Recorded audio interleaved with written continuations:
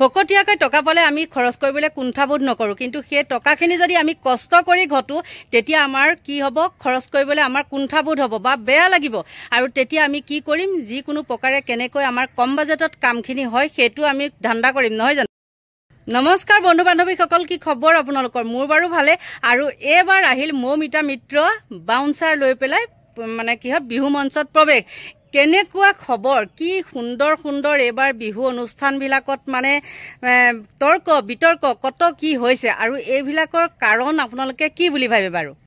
এইবাৰৰ নিচিনা বিহুৱে ৰেকৰ্ড কৰা নাই আৰু বিতৰ্কটো বিতৰ্কই। আৰু এজন আমাৰ সুন্দৰ সুঠাম যুৱক যোৰহাটত মৃত্যু হৈছিলে। আৰু কিহৰ কাৰণে হৈছিলে? মদ খাই কাজিয়া পেচাল লাগিছিলে আৰু সেই যুৱকজনে কাজিয়া ভাঙিবলৈ যোৱাৰ কাৰণে কি হ'ল, তেওঁলোকে মাৰপিট কৰিলে। আৰু তাত কি হৈছিলে, এই বিহু কমিটিবিলাকৰ কথা কৈছোঁ। আৰু মৌমিতা মিত্ৰই যে বাউন্সাৰ লৈ পেলাই বিহু অনুষ্ঠানবিলাকত গৈছে, কি কাৰণে যাবলগীয়া হৈছে? নিশ্চয় তাতো এটা কাৰণ আছে। আৰু এতিয়া কিছুমানে ক'ব, এই আপুনি কি জানে আমুক তামুক।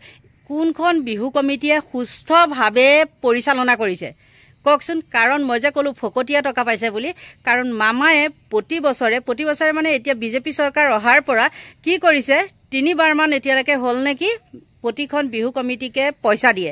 আৰু সেই বিহু কমিটিবিলাকে একদম উতঃপুতভাৱে সেই আৰু চান্দাটোৰ কথাটো ক'বই নালাগে, একদম দাবী ধমকি দি পেলাই মানে ঘৰে ঘৰে দোকানে বজাৰে চবতে মুঠতে চান্দা।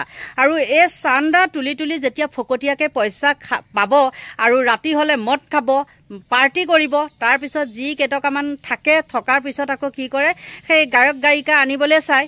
দামী দামী গায়ক গায়িকাহে লাগে। কিয় এতিয়া যে তোমালোকক গায়ক গায়িকা লাগে? আগৰ দিনত দেখোন সেই গায়ক গায়িকা নোহোৱাকৈ মানে হৈ যায়। থিয়েটাৰ ক'ত গ'ল?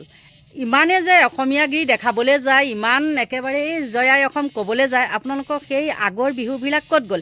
এতিয়া যে এই পাবত গজা, কাণ ফুলি পিন্ধা, হাতে মাতে আঁকি লোৱা, এইবিলাকক যে নি এনেই চিঞৰাই বাখৰাই মানে অৰ্ধউলংগ হৈ নাচে, মদ খাই পেলাই টেটুগুৰিলৈকে একদম ক'ব নোৱাৰা হৈ যায়, চকী টেবুল ভাঙে, লাষ্টত কি হয় কাজিয়া পেচালৰ সৃষ্টি হয়।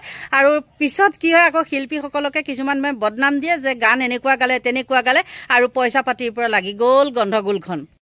আগৰ দিনত দেখোন গায়ক গায়িকা নোহোৱাকৈ এখন সুন্দৰকৈ বিহু পাতি দিয়ে। গাঁৱৰ যিসকল যুৱক যুৱতী থাকে তেওঁলোকৰ মাজতে কিছুমান প্ৰতিভা লুকাই থাকে ন, আৰু সেই প্ৰতিভাখিনি তাত মানে প্ৰকাশ পায়, তেনেকৈ কৰিবলৈ দিব লাগে। সেইখিনিকে নকৰি পেলাই কি কৰে, একদম শুৱে বাৰে যাৰ পৰা তাৰ পৰা টকা ল'ব, লৈ পেলাই বিহু মুঠতে বিহু। আৰু বিহু নামত কি হয়, গুণ্ডাগিৰি হয়। আৰু নিজৰ গাঁৱৰ ল'ৰা ছোৱালীবিলাকেও কি কৰিব লাগে, কিছুমানৰ ঠাইত মই দেখিছোঁ পইচা দি পেলাইহে নাচিবগৈ লাগে। আগতে কিন্তু তেনেকুৱা পইচা পাতি এইবিলাকৰ ছিষ্টেম নাছিলে দেই, পুৰস্কাৰ দিয়ে। গাঁৱৰ তেনেকৈ আগতে চান্দা মানে ইমান হেৰি কৰাও নাছিলে, দাবীদাৰো নাছিলে, যি পায় তাকে দিয়ে। আৰু খুব বেছি 500-600 এনেকুৱা টকাকৈ পুৰস্কাৰসমূহ থাকে, কিন্তু সেইবিলাকেই ভাল লাগে। আৰু আজিকালি কিন্তু সেইটো নাই।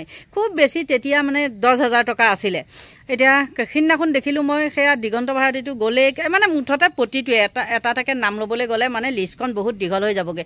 গতিকে এইবাৰ মৌমিতাই যে সেইখন হেৰি নিছে, বাউন্সাৰ নিছে, কাৰ কাৰণে নিবলগীয়া হৈছে বাৰু? আপোনালোকৰ কাৰণেই নহয় জানো? উশৃংখল যুৱক যুৱতীসকল উশৃংখল, আৰু উশৃংখলৰ কাৰণে সেইখন পাইছে। আৰু এইখিনি ক্ষেত্ৰত মই মৌমিতাকো মই দুখ দিবলৈ নাযাওঁ, কাৰণ মৌমিতাক আপোনালোকে মূৰত তুলি লৈছিলে। আৰু এতিয়া পাক গমটো কয় নহয়, অতি ভক্তি চুৰলক্ষণ। গতিকে একদম হেৰিত কি বুলি কয়, ষ্টেজত গান গাবলৈ যাওঁতে মানে চেণ্ডেল টেণ্ডেল পিন্ধি নাযায়, একে সেৱা সৎকাৰ কৰি পেলাই কত কি হেৰি কৰে। বাৰু যিয়ে নহওক, ভাল সৰু ছোৱালী, তেওঁ গাইছে, অসমৰ বোৱাৰী যেতিয়া, তেওঁ আমাৰে বোৱাৰী হয়। গতিকে এতিয়া তেওঁক লৈ আকৌ তেনেকুৱা কিয়? আজি মই দেখিছোঁ এইবিলাক বাৰু লগাই দিবলৈ নাযাওঁ, আৰু কিমান এইবিলাক নিউজবিলাক লগাই থাকিব। মই মুখেৰে কওঁ, তেওঁ হেৰিয়েও কি বুলি কয়, তেওঁ স্বামীয়েও মানে জিন্স পিন্ধি পেলাই বোলে জোতা চোতা পিন্ধি পেলাই মানে মঞ্চত উঠি অভদ্ৰামী কৰিছে। সেইবিলাক মানে নিউজ পাই আছোঁ। পাৰিলে মই অকণমান বাৰু লগাই দিম, নিদিয়াকৈ নাথাকোঁ, নহ'লে আপোনালোকে আকৌ ক'ব নহয় এজনে মিছাকেই কৈছে বুলি। সেইটো কাৰণেহে আচলতে মই নিউজবিলাক লগাই দিওঁ, আৰু বুজি পাবৰ কাৰণে দিওঁ আচলতে।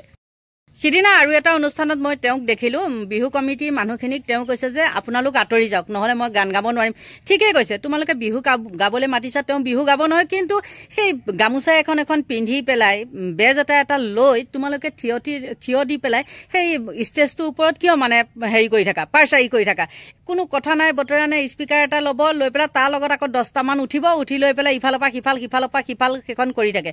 গতিকে মৌমিতাই যে সেইটো দম দিছে, ঠিকেই কৰিছে। আপোনালোকৰ যদি ইমান লাজ আছে, মৌমিতা যদি ইমান বেয়াই, তেন্তে হ'লে আপোনালোকে মাতে কিয়?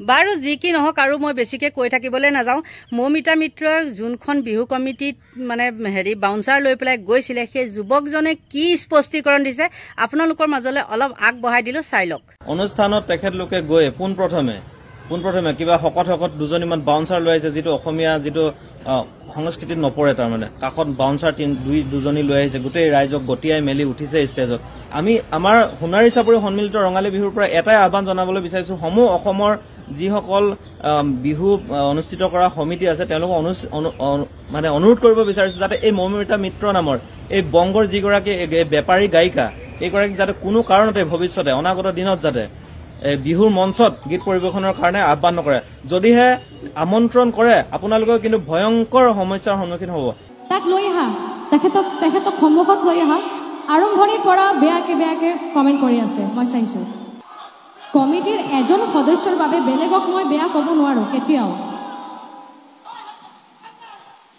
আৰম্ভণিৰ পৰা আৰু ইয়াতে পুলিচ আছে তাৰ পিছতেও কেনেকৈ বেয়া কমেণ্ট কৰিব পাৰে এজন কমিটিৰ সদস্যই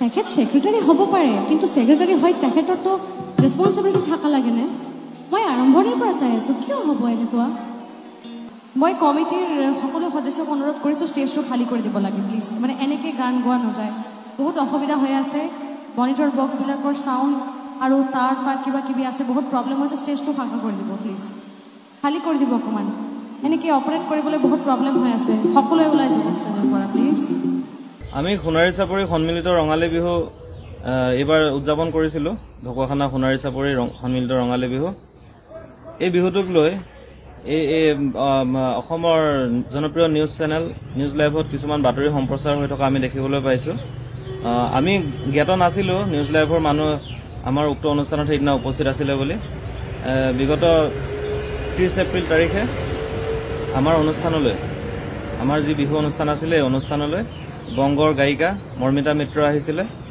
আৰু মৌমিতা মিত্ৰই সংগীতানুষ্ঠান আমাৰ উক্ত বিহুখনত প্ৰদৰ্শন কৰিছিলে এতিয়া কথা হ'ল আমাৰ এই অনুষ্ঠানটোক লৈ মিডিয়াত বিভিন্ন ধৰণৰ কথা ওলাই আছে যে আমি কিবা অশ্লীল ব্যৱহাৰ কৰিলোঁ কিবা কিবি কথা কৈ আছে কিন্তু কথাটো আচলতে তেনেকুৱা নহয় কথাটো হ'ল মৌমিতা মিত্ৰই আমাতকৈ আগত 29 তাৰিখৰ দিনা মাজুলীত এটা অনুষ্ঠান কৰিছিলে গড়মূৰত আৰু উক্ত অনুষ্ঠানটোত তেওঁলোকৰ কিবা টকা পইচাক লৈ কিবা এটা বিসংগতি হৈছিলে মানে কৈছিলে যে মৌমিতা মিত্ৰৰ যিজন মেনেজাৰ জুন দাস তেখেতে আমাক ফোন কৰি জনাইছিলে যে তাত টকা পইচা দিয়াও হোৱা নাই গতিকে 30 তাৰিখৰ দুপৰীয়া 3 মান বজাত তেখেতে আমালৈ ফোন কৰিছিলে ফোন কৰি পিনি কৈছে যে আমি মৌমিতা মিত্ৰক দিবলগীয়া সমুদায় ধন সেই 3 বজাৰ ভিতৰতে দিব লাগিব অন্যথা মৌমিতা মিত্ৰই আৰু তেখেতৰ স্বামীয়ে যি মানে প্ৰগ্ৰেমৰ যি আনুষংগিক যি সা সৰঞ্জাম আছে প্ৰথম আহিবলগীয়া চাউণ্ডৰ কথা কৈছোঁ এইখিনি আহিব নিদিওঁ বুলি কৈছে গড়মূৰতে তেওঁলোকে আবদ্ধ কৰি ৰাখিছে আৰু যদিহে আমি টকা দিওঁ তেতিয়াহে চাউণ্ডৰ বস্তু আহিব লগতে মৌমিতা মিত্ৰ সন্ধিয়ালৈ আহিব তেনেদৰে কোৱাত আমাৰ কমিটিৰ ফালৰ পৰা আমি জনালোঁ যে আমাৰতো যিহেতু আমি এগ্ৰিমেণ্টত আমি তেখেতৰ লগত আমি চুক্তিবদ্ধ যিহেতু হৈ আছোঁ গতিকে চুক্তি অনুযায়ীহে আমি টকাটো তেখেতক দিব পাৰিম মই ক'লোঁ যে আৰু আমাৰ কমিটিয়ে ক'লে যে আমি সন্ধিয়া 7:30-8টা বজাত টকাটো দিব পাৰিম তেতিয়া তেওঁলোকে ক'লে যে তেতিয়া দিলে নহ'ব তাতকৈ আগত দিব লাগিব তেনেকৈয়ে আমি আগবাঢ়িলোঁ আৰু আমাৰ কিছু অনুষ্ঠান সেইকাৰণে নহ'ল সেইদিনা মৌমিতা মিত্ৰ নাহিব বুলি যিহেতু প্ৰচাৰ হৈ গ'ল আৰু তেখেত পিছত আহিলে আগতীয়াকৈ আহিলে বাৰু আৰু আহিয়েই পোনপ্ৰথমেই আমাক তেখেতৰ মেনেজাৰে মৌমিতা মিত্ৰৰ মেনেজাৰে আমাক পোনপ্ৰথমে আহি টকা পইচাৰ কথা পাতিলে আমাৰ লগত আৰু সেইমতে আমি তেখেতলোকক টকা দিবলৈ আমি চেষ্টা কৰিছিলোঁ আৰু আমি গোটেই টকাখিনি দিয়াৰ পিছত 45,000 টকা আমাৰ দিবলৈ থাকি গৈছিলে তেতিয়া সন্ধিয়া 8টা বাজিছিলে আৰু মৌমিতা মিত্ৰও তেতিয়া আছিলে আমি থাকিবলৈ য'ত ব্যৱস্থা কৰিছিলোঁ তাতে মৌমিতা মিত্ৰ আছিলে 8:10 যোৱালৈকে আমি টকা 45,000 দিবলৈ থকাত আমি তেখেতলোকক ক'লোঁ যে আমি আপোনালোকক টকাটো দিব পৰা নাই কিয়নো আপোনালোকে আমাৰ ইয়াত অনুষ্ঠান আছে বুলি যিটো বাইট দিবলৈ কৈছিলোঁ আগতীয়াকৈ যে এনেকৈ গায়কসকলে দিয়ে নহয় এনেকৈ যে আমাৰ অনুষ্ঠান আছে আমুক ঠাইত আমি যাম এনেধৰণৰ বাইট এটা নিদিয়াৰ ফলত আমি জনালোঁ যে আমি যি মানে আমি সংগ্ৰহ কৰিব লাগে টকা পইচা অনুষ্ঠান কৰিবৰ কাৰণে এই টকা পইচাখিনি আমি পোৱা নাছিলোঁ এটা কাৰণে মৌমিতা মিত্ৰ আহিব নে নাহিব এই কথাটো স্পষ্ট হোৱা নাছিলে গতিকে আমাৰ কমিটি মানুহখিনিয়ে তেওঁক বাৰে বাৰে অনুৰোধ কৰাৰ পিছতো তেওঁলোকে বাইট নিদিলে। তেওঁলোকৰ এটাই কথা যে সমুদায় ধন আদায় দিয়াৰ পিছতহে তেওঁলোকে ক'ব যে আমি সেই অনুষ্ঠানলৈ যাব পাৰিম। কোনোবা আশ্চৰ্য বৰপাত্ৰৰ অনুষ্ঠান এটাৰ গইনালৈ তেওঁলোকে আমাক তেনেধৰণে কথা কিছুমান ক'লে। তেনেকৈ আমি তেখেতক ক'লো যে 45,000 টকাটো আমি এতিয়া আপোনাক সেইকাৰণে তুলি দিব পৰা নাই, আপোনালোকে আমাৰ পৰা এখন চেক লৈ যাওক, দৰকাৰ হ'লে আমি 3খন চেক প্ৰদান কৰিম। মেনেজাৰে মান্তি হৈ মৰ্মিতা মিত্ৰক সোধে, মৰ্মিতা মিত্ৰই আকৌ হাজবেণ্ডলৈ পেলাই দিয়ে। তেনেকৈ কথাটো হৈ নুঠিলে। তাৰপিছত আমি তুলি মেলি তেখেতক বাকী টকাখিনি আমি তেখেতলোকক আমি দিলোঁ। তেখেতলোকক আমি টকাখিনি দিয়াৰ পিছত আকৌ তেখেতলোকৰ আৰম্ভ হ'ল অনুষ্ঠানৰ কথাটো। অনুষ্ঠানত তেখেতলোকে গৈ পোনপ্ৰথমে কিবা শকত দুজনীমান বাউন্সাৰ লৈ আহিছে, যিটো অসমীয়া যিটো সংস্কৃতিত নপৰে। তাৰমানে কাষত বাউন্সাৰ দুজনী লৈ আহিছে, গোটেই ৰাইজক গতিয়াই মেলি উঠিছে ষ্টেজত। তাৰপিছত ষ্টেজৰ ওপৰত তেখেতৰ স্বামী যিজন স্বামী গৈ কোনো কথা নাই বতৰা নাই, মৰ্মিতা মিত্ৰৰ একদম কাষতে গৈ মানে জিন্সৰ চাৰ্ট জিন্স জোতা পিন্ধি আপোনাৰ ঠেঙৰ ওপৰত ঠেং তুলি তেখেতে বহি লৈছে।